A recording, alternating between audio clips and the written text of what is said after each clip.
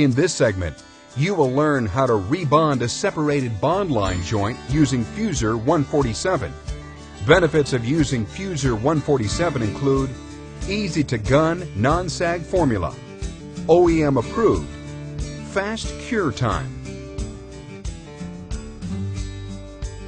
Begin by heating the panel with a heat gun in order to separate the pre-existing bond. Next, carefully remove the adhesive from the repair area with a scraper, knife, or sharp chisel. Sand the bond line with 80 grit sandpaper.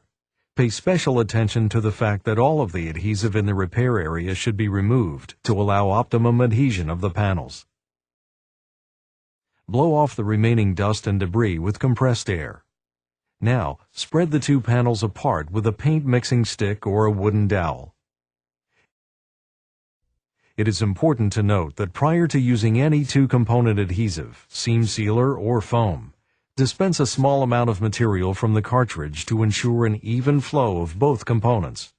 Then attach a mixing tip and dispense a small amount of material until uniformly mixed. This is a key step in all repairs.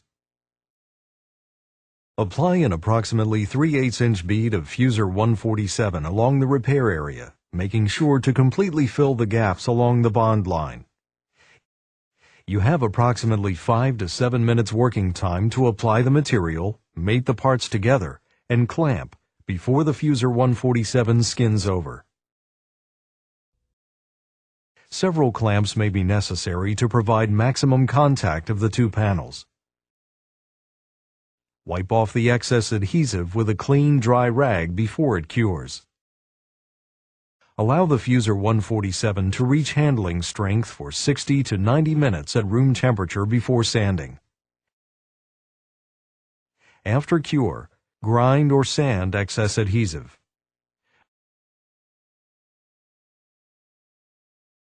The handling strength can be accelerated by using a heat gun or heat lamp for 15 minutes at 140 degrees Fahrenheit.